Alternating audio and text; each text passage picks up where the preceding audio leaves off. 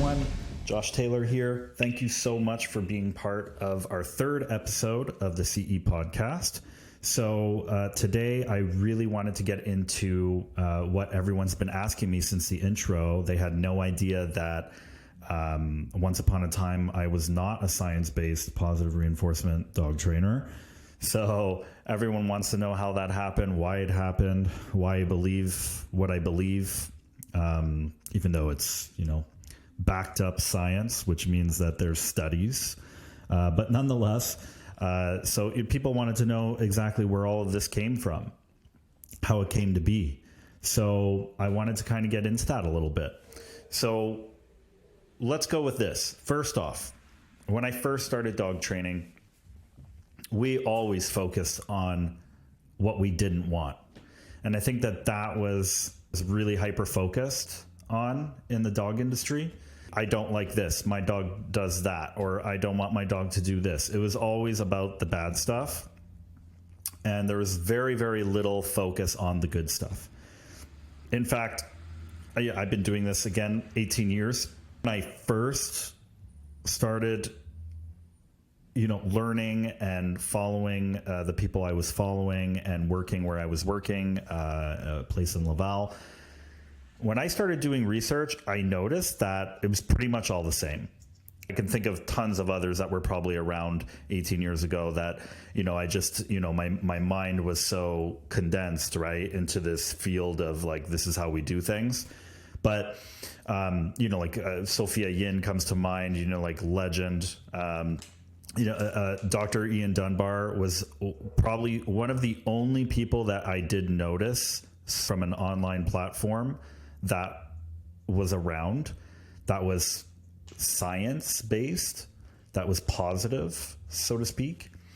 And I remember, as naive as I was back then, I definitely kind of shrugged that off very quickly. It wasn't something that really connected to me. And now, honestly, I think I've watched everything from him from the beginning a billion times. I love him. I think I have every book of his. Dr. Ian Dunbar is, it's like he could tell the future. And what I mean by that is when I look at his old stuff, and he started one of the first group classes, off-leash group classes, like when I was born. And it was all positive reinforcement. So everything I did was about correction. Yeah, sure. We gave rewards for good behavior here and there, which were usually affection. I absolutely did not believe in food. Food was like for, basic stuff. But when it came to, getting the dog to focus on us, it would be a bribe. We wouldn't want to bribe the dog. If the dog is looking over there at someone in the distance, we leash check the dog to get the dog to look back at us.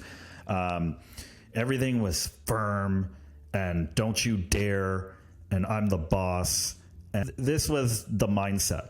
Now, please, people who are listening to this who are dog trainers, I don't want, especially if you're a balance trainer or a 4-quadrant trainer or whatever alpha role trainer, whatever you go by, okay? This is not an attack. I'm just telling you my experience. So you might say that I don't use a prong, or I don't do those things, or I am less aversive, or whatever the case might be. That's all good. Okay. I'm just letting you know about my experience. People wanted to know how I was with the dogs. Okay. So even with my own, I was quite aversive. So we were, it was about leash checks. It was about, so a leash check is basically, when your dog is doing something you don't want your dog to do, we have the leash on and we give them a good, nice yank. Okay. I mean, there's no other way to really describe it but that. Of course, sometimes the dog would scream because it would be, out of nowhere and the dog wouldn't expect it. This was kind of like the philosophy that we followed for everything. A Chihuahua or the dog was a Great Dane. I mean, maybe, I remember not necessarily applying the same force with the Chihuahua versus the Great Dane, but nonetheless, it was aversive. So for me, That's basically how I was trained when I first started. It was all about leash check, correct, show the dog what you don't want them to do. And if they happen to make a good choice, we were forcing them, then it would be like, a good job or whatever. And I did this for years, and I'll be really honest with you. See, this is where I think there's a lot of misconceptions here. It works. So I think that that's something important to just kind of hear me out on this. Okay. It works. That's not why I'm science-based. That's not why I'm positive reinforcement. Business that I created was off of not being a science-based dog trainer. My business grew, and I got a reputation while being a balance trainer, while being an alpha roll trainer. Okay. And so that doesn't happen unless there's results. So there was results. It's about how humane it was. It's about understanding that your dog is a sentient being, that they have feelings, that you're supposed to have a relationship. And it wasn't a relationship. It was more, you better act or else. And so I want you to understand that when people say, like, why doesn't aversive training work? It does work. I mean, that's why people use it. It's because it's popular. That's why there are so many amazing dog trainers out there, nominated balance trainers out there who will not or do not want to look the other way or evolve or see that there's something more. I think a big benefit for me was that I was always eager to learn, and I was never settling. I find that when you settle and the businesses or the industry evolves, some people go with the industry and they follow what the research says, or, the new and the now, and some people stay in the past because they get results. So I was getting results, and I could only say that when I was a balance trainer, it's probably been maybe 10 years where I started to notice certain things. And what I mean by that is I want to give you a great example. Okay. We have a dog who goes to see someone, let's say 3 times a week. Okay. The person puts the dog in the car. The owner puts the dog in the car, goes to this place, drops off the dog. All good. They do this 3 times a week. After only 1 week, they go to get the dog, to put the dog in the car. Dog has never had this problem. The dog is now fearful. And what I mean by fearful is the dog is shaking, drooling, nervous, distressed, does not want to get in the car. So they would call me up. I want you to pretend as if I'm that person that the owner is leaving their dog with. They call me up and they say, "Hey, did anything happen at when you've been watching my dog or when you've been working with my dog?" I'd say no. And this is genuine. Like, no, nothing happened. Oh, okay. Well, it's just because now my dog is like extremely nervous or extremely scared in the car. And so the first thing I would think of is, what is the owner doing wrong? Okay. This is my old life. What is the owner doing wrong? Oh, it must be this, or it must be that. Not once did I ever think my corrections or what I do while the dog is with me, because this is how I train the dog. Not once did I ever think, oh, maybe the dog is stressed to come here because of how I'm treating him.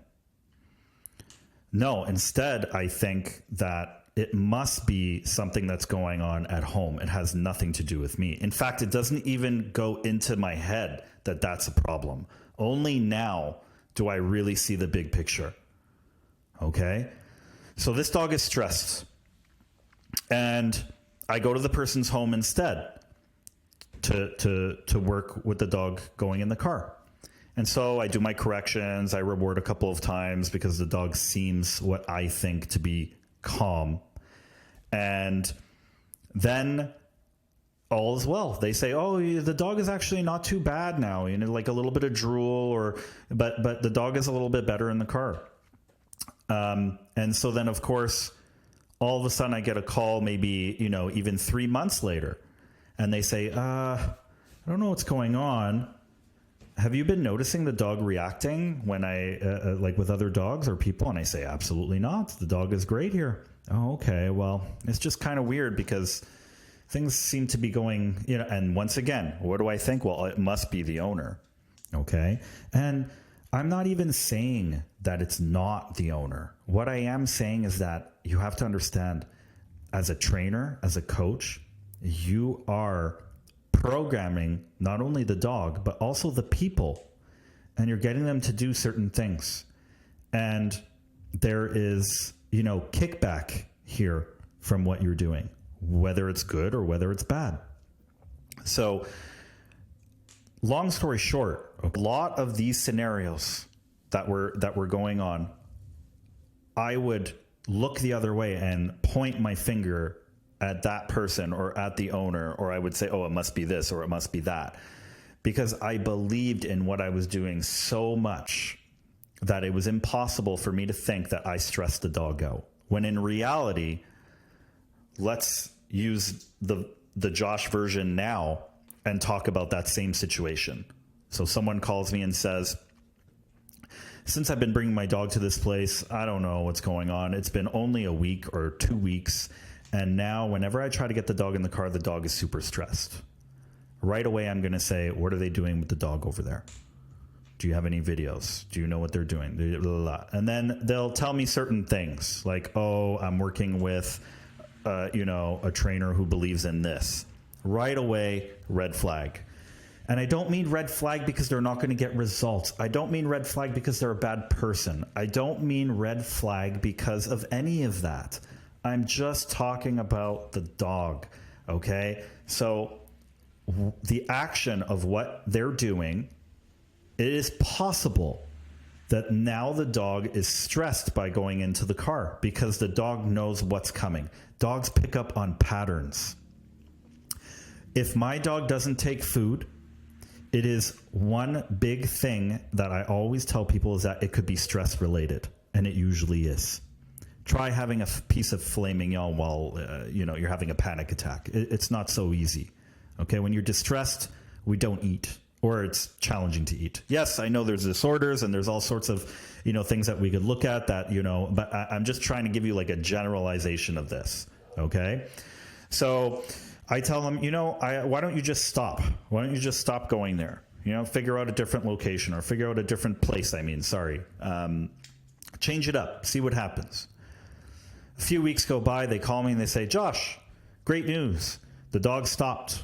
The dog is not stressed out anymore. And I say, okay, great. They tell me, but we decided to go back because we felt like the dog was, better. And now the dog is reacting the same way again.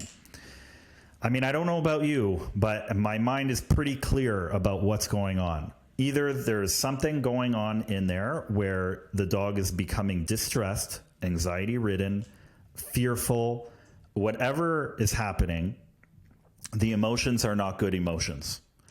And they're not feeling great. So the idea here is that the aversive methods that can be used can cause long-term side effects. And what we know for a fact is that they don't have to be used. And that, I think, is so important to understand. Okay? It doesn't mean that you have to be aversive. Okay? And while I was going through all of these emotions and learning and figuring things out, I had my own dogs. And I started realizing that I had Absolutely. I mean, anyone who knows me can vouch for me for this. I had one of the best dogs ever. Fully trained German Shepherd.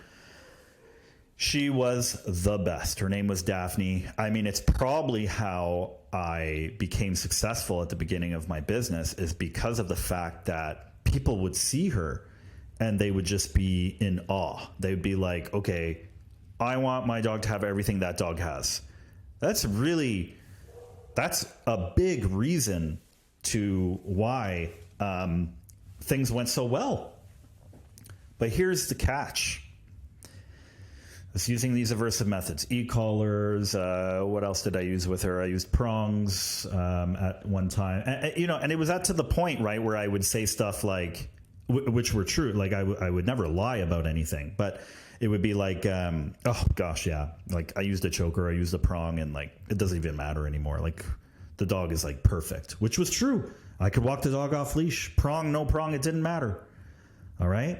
So the dog was trained, and the dog was well trained through a different approach, right? It wasn't science-based. It wasn't science-based. It wasn't positive reinforcement. It was a different way. But as I started to grow and evolve and listen a little bit more to the data, not theories, possibilities, data, research, I started to realize little things that started to pop up. For example, Daphne, the perfect dog, started to become reactive. Now I know what you're saying. Oh, Josh, that could be 5 million things. And you're absolutely right. But there's data that associates aversive methods with long-term side effects. Aggression towards dogs and people, among other things, stress-related anxiety, and so on and so forth. Okay? So, again, just so we're all on the same page, I'm not saying that these methods didn't work for Daphne. They worked very well. But I was creating more problems. And then I just want to also talk about relationship for a second. I didn't know what relationship was. I would talk about relationship like as if I knew what I was talking about, but there was no relationship. And I don't mean that I was lying. I in my head at the time, it's, you know what you know, right? So I believed that we had a relationship. She was scared to do anything without, checking in or this and that. People will say, oh, well, that's respect. It's not respect. It's fear. Okay? I don't want my son to be afraid of me. I don't want anyone to be afraid of me. I definitely want a passionate, great relationship with my dogs. I know some of you might be rolling your eyes, but listen, my dog started to become reactive. What did I do when my dog started to become reactive? I obviously became more reactive. So I went back to the prong, went back to the choker, went back to the e-collar, started to get results. But the long term started to get worse. So I was fixing something in the moment, but then when I wasn't involved or I didn't have the scenario in my favor, the dog would react. The dog would be with my my girlfriend at the time, and I would get a phone call that this happened. I'd be like, what? The best dog ever? The dog who, who's owned by Josh Taylor, dog trainer, blah, blah, blah, whatever, that ego hit that I got, right, when I was younger, it blew my mind. And I realized through the research and through the data and through everything that I was going through that I needed to make change. That the reason why this dog was going downhill was because of me. So this is where I started to really dive deep into veterinarian behaviorists, where I started to really start applying into getting, I don't really, it's not something I advertise, but off the top of my head, I probably have like 8 or 9, maybe 10 different certificates, and they're generally all science-based. I paid lots of money to learn. I think it's so important that whoever you do deal with has some form of certification. I've just never felt the need to throw that out there towards people. I don't know. It's just how I am, I guess. So I started to apply myself. I started to learn. I started to watch Dr. Ian Dunbar, among others. Many, many different incredible positive reinforcement science-based dog trainers. It was always there. It was right there in front of me. But I had such great results, and the ego, like, no way, man. You couldn't tell me otherwise. Until it was my own dog. That was really, honestly, the only pinnacle moment for me. It was really just about my own dog, where I started to realize that this dog doesn't really have a relationship with me. She might sit next to me, and I'll pet her, and I love her, and this and that. But it's like walking on eggshells. It's not what you think. And it took a long time. And that might be my personal reason for why I got into this. But nonetheless, of why it happened or how it happened with Daphne, or maybe it's not even related. We can argue the fact that there's 5,000 other scenarios that could play into this, like who else was controlling the dog. Maybe they did something different, but it still doesn't matter in the sense that these methods caused long-term side effects. And there's so much proof to go along with that. When we talk about science-based and positive reinforcement, it's almost like now I really see the light. Like I really get it. People will look at positive reinforcement, especially people who use other methods, and they'll roll their eyes. I know this because I was one of them. I would roll my eyes. When people would talk to me about positive reinforcement, I would honestly laugh my ass off. Okay? Because it was, to me, it was complete mumbo jumbo. It was complete, I don't want to say lies, but it was like, no. I do good things. I fix problems. I know better. And this was all a big reality check for me. And I truly believe that it's part of the reason why, at least I feel like I'm quite humble. I have no problem having another dog trainer come and shadow me. I have people that come and shadow me all the time. I have people who've worked for me and then go start their own business. I have people that call me for advice for their dog training business, and I help them. I'm fine with doing these things. I've really come a long way to where I was. So I just want to let you know that it's not that the corrections and the aversive methods and the methodology doesn't work. It's about what is civilized, that you don't need to use it. And you might get, I think the draw in about it is that you can sometimes get these very instant results.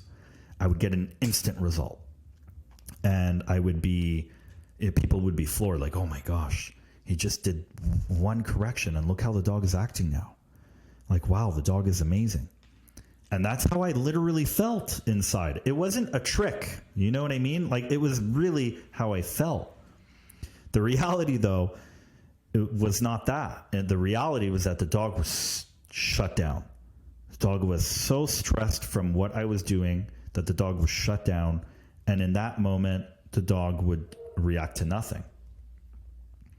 It's like taking a dog who's afraid of water and shoving them into the tank. And then when they start swimming, someone will say, see, look, he figured it out. Naive. Okay? That's not how we do things. Okay? If I want to scare my child and have him not trust me and possibly have future problems, sure, I will throw him into every fearful situation that he gets into. I know this is a lot to take in, and there's a lot more that we can discuss. So, we are going to have people on the show who are balance trainers. And it's not about fighting. It's not about us bickering back and forth. It's about just understanding. And so we're going to have a lot more talks on the whole science-based positive reinforcement approach and even the other approaches. Okay. But I thought that it was very necessary to talk about this because a lot of people that come to me, either they have done no research, so they come to me and they don't know that we're science-based positive reinforcement, which is scary because if you're coming to me and you haven't done any research, what does that mean if you've done it before? Maybe your dog has been in a bad situation where he's getting leash checked or helicoptered or whatever scenario they might be using or method, where they're throwing chains at the dog or whatever the case, or even some who believe, by the way, that anxiety doesn't exist in dogs. Guys, I need you to pull up some info on your computer, okay? Like, I don't know, the American Vet Society, okay, for veterinarian behavioral, something, and look into some of these comments that you're making, okay? Anxiety does exist in dogs. They are sentient beings. They feel distress. If I can feel distress, then I can absolutely have anxiety. There are differences where many people will say, my dog has anxiety, and it's not anxiety, okay? It could be isolation. It could be, there's many forms and scenarios where it doesn't necessarily mean your dog has anxiety, but I want you to understand that we don't just make up this stuff, okay? Science-based means that there is data. That means that they take a certain amount of dogs trained this way, that way, and then they have the data that tells us things. So I have a few things that I pulled up here that I just wanted to read, okay? And it's from the AVSAB. So that's the American Veterinary Society of Animal Behavior. Okay, it's something that I think everyone should follow, and don't get me wrong. There's many other fantastic science-based professional sites out there, but I just wanted to read you a couple of things. Okay, so let's just talk about, for example, detrimental effects on animal welfare when it comes to aversive methods. These are all studies. You can find all of them online. Okay, you could go to the AVSAB site and you will see all of these, okay, and they're non-biased.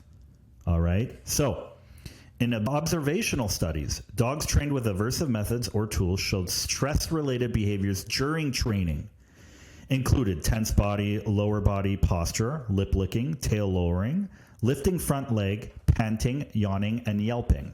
Now, obviously, we could say, oh, well, yelping never happened, but, or the tail lowering, but lip licking, panting, some of these trainers or, just innocent dog owners, they have no idea that right then and there your dog is going through stress because of how you're doing things. So I want you to understand that it's a lot more than just an obvious tail under the legs or yelping, etc.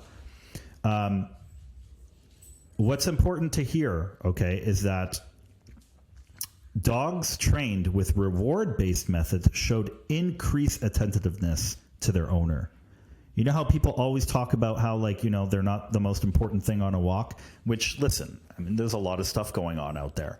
But the idea is that if your dog is distressed, you will see a lot less focus on you. And if you are using aversive methods, then that's why that can be one reason why your dog is not so focused. So I need you to remember that. So long-term effects. Survey studies have shown an association between the use of aversive training methods and long-term behavior problems, including aggressive behavior towards people and other dogs, and anxiety-related behaviors such as avoidance, avoidance, and excitability. Survey studies cannot differentiate between correlation. So possible explanations for the association include: 1, aversive training methods directly cause or contribute to the development of behavior problems. Or number 2, the owners of dogs with problems are more likely to use aversive training. So regardless if they're most likely to use aversive training or you are using aversive training, because they can't make the correlation, nonetheless, regardless of the explanation, the association shows that aversive training methods are not effective in eliminating behavior problems. Okay? You are masking it. Okay? It's like flooding a dog. The dog is absolutely reactive and terrified around other dogs, and you flood the dog. You are just increasing stress and they shut down. People need to understand this. It took me forever. I would be laughing in myself's face right now hearing me talk. But this is reality.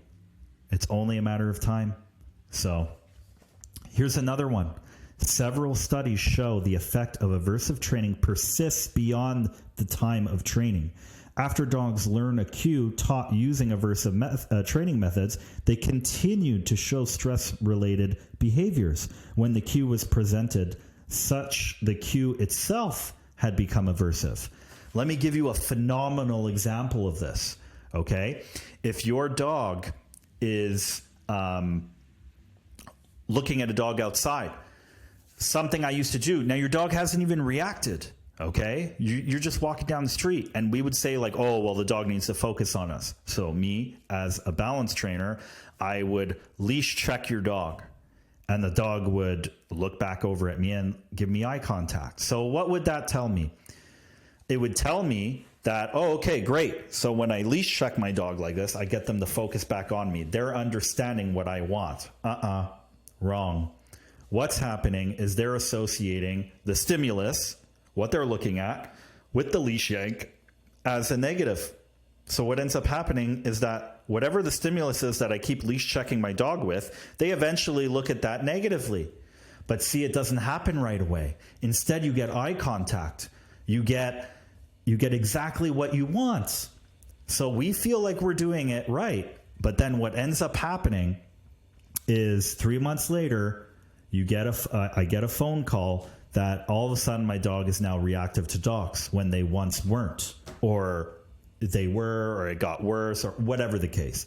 The point is that is telling us right there that stress-related scenarios based off of the aversive methods we use can then trigger the stress just by that cue. Very important. Very important. And again, this is not philosophy. This is data, research, okay? Training effectiveness. Dogs trained with combination of rewards and aversive-based methods, often referred to in the industry as balanced dog trainers, produced lower obedience levels than reward-based, but better than exclusivity aversive-based training. So let me just repeat that. Dogs trained with a combination of rewards and aversive-based methods, which is a balanced trainer, okay, produced lower obedience levels than a reward-based, but better than exclusively aversive-based training. So people who used only aversive methods versus the balanced trainer, okay, the balanced trainer got better results. So think about that. Aversive training got the least amount of results for sit, let's just say. Balanced training, where it was like not as aversive, mixed in with great job and a reward, got better results in the study. So what does that mean if you go another level over, where it's positive reinforcement? Enough said. So another thing they said, many methods of changing behavior in dogs are effective. And that's what I'm trying to say. Many methods of changing behavior in dogs are effective. However, the evidence based, okay, from veterinarian behaviorists should be concerned not just with what is effective, but what does the least harm and produces the best long-term results. Okay, long-term results. We are trying to cause, or we're trying to have no harm, the least harm. Like, it's very obvious what we're reading here, okay, about all of this. I promise we're almost done, okay? There is no, so this is something to go with the long-term side effects, okay? Creating positive associations to stimuli perceived by the dog as frightening is essential in easing fear and anxiety. Teaching new skills can build confidence. Right there, once again, in the studies, it was shown that when we used aversive methods where our dog was reactive towards something, which is generally fear-based, okay, it is not because they are overconfident, guys, okay? It is because it is fear-based. And when we would use positive associations with that stimuli, it would ease the fear and anxiety. It's about cortisol levels, okay? They know for a fact that when we either give them positive or negative, it increases cortisol levels. And cortisol levels are part of the stress bubble. Okay, but what we found out, what we figured out, okay, is that when we were using the aversive methods, the cortisol levels were much higher than that of the cortisol levels when we would be giving the positives and so on and so forth. So that tells us right then and there that we are stressing our dogs more when we are using the negative aversive methods. Okay, in conclusion, based on current scientific evidence, okay, the AVSAB recommends that only reward-based training methods are used for all dog training, including treatment of behavior problems. Enough with the talk about how you have to punish and smack and do this to your dog or shock your dog in order for them to learn. That is not true. Can they learn? Yeah, that's not what I'm saying. What I'm saying is that there are ways where you are causing less harm. Okay? There are ways where you are causing less anxiety, less stress. So why not take that way? Why not go that way instead? Right? Aversive training methods have a damaging effect on both animal welfare and human-animal bond. There is no evidence that aversive methods are more effective than reward-based methods in any context.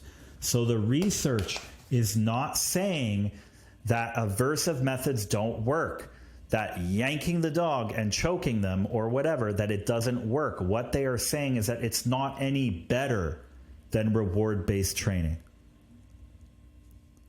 I mean, explains so much for us, okay? And then one last thing, I promise, before we finish up, okay? If you're still wondering, what are some examples of reward-based training, or what are some examples of, the techniques that should be avoided? Let me give you an idea of what they would deem as aversive. Choke chains, prongs, electric shock collars, intimidation, squirt bottles, shakers, noise cans, compressed air cans, shouting, staring, a forceful manipulation as alpha roles or dominance. Anything that involves these type of sayings, oh, your dog is dominant, or your dog needs to follow a pack. These are generally aversive methods that will be used. Generally, I'm not saying everyone, but that's what I'm saying. Why should aversive training techniques be avoided? The consequences and fallout from aversive training methods have been proven and are well documented. These include increased anxiety and fear-related aggression, avoidance, and learned helplessness, guys, okay? What are some examples of techniques that may be used by a reward-based trainer? Trainers may be used verbal and visual cues to signal or request the required behavior. A clicker, verbal marker to mark the behavior. Toys, treats. It doesn't just mean that we use food all the time. Okay, that's not what we mean. We use whatever is going to help the dog learn. All right? We use primary reinforcers, stuff they love, comfort, affection, toys, food. It's not about bribing. Okay? It's about learning. We use stuff like capturing, shaping. There's so many things that we use. It's not just a one-dimension thing. I find that when I was a balance trainer, I thought we had so many different dimensions. We use all the 4 quadrants. But the reality is that positive reinforcement uses other quadrants too. It's not just one thing and that's it, that's all. There's a lot to it. A lot to it. Okay? Does reward-based training mean that dogs are allowed to do unwanted behaviors? Use of reward-based methods does not mean dogs are allowed to do anything they want. All animals learn best when given appropriate structure, routine, and guidelines. However, it is imperative that these boundaries be taught without the use of fear and intimidation. Do I want my child to fear me, to teach them that they shouldn't be doing something? Whether it might be, I don't know, taking a candy from a friend without asking. Am I going to smack him? No. People will always tell me like, oh, look, I put the shock collar on me and I zapped myself and it wasn't a big deal. So I'm sure it's not a big deal to my dog. You have to understand that your dog is not an adult human being. Yes, they are a sentient being, but what it means is that, what would be a better justification of putting the e-collar on? Put it on your 5-year-old child, which we always talk about how dogs are in that kind of toddler complex. Like that's like mentally where they are. Put your shock collar on your 5-year-old, put it at the highest setting, shock your child for no darn reason, and tell me that kid does not freak out. That would be, I think, a much better explanation of what to expect or how your dog feels when you're using something like this. Okay? So I'm very passionate about this. So as you can see, I finally have let loose a little bit in the sense of how I feel about going from the complete opposite spectrum to where I am now. I'm so proud of myself. I'm so proud of the people who were with me actually from back in the day, who have gotten, new dogs because, unfortunately they've passed away. The dogs have passed away or whatever the case might be. And they're with me still. And we use positive reinforcement and they see the difference. They see it in my face. They see it in their dog's face. Yes, I understand. We can argue the fact at the end of the day that they are just dogs. But, at the end of the day, if they're just dogs, literally just dogs, why have them? Why have them? Right? They're with us because they're our companion. We love them. They love us. To some, they're our child. I use human analogies to go along with dog situations all the time. And people, especially, other trainers, especially balanced or alpha role trainers would laugh at that. But the reality is that they are just as close to us in many ways as a friend would be. And there are so many things that I haven't touched on about this, but we're already 46 minutes into our podcast here. So I think I'm going to end on that. I really hope that you see a little bit more about why positive reinforcement is so in the new now and why, or in the new, it's a long time coming, and why more and more trainers are aiming and focusing on that positive reinforcement.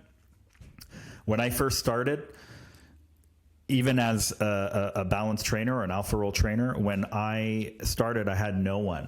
I had no support system. Now there are so many support systems out there.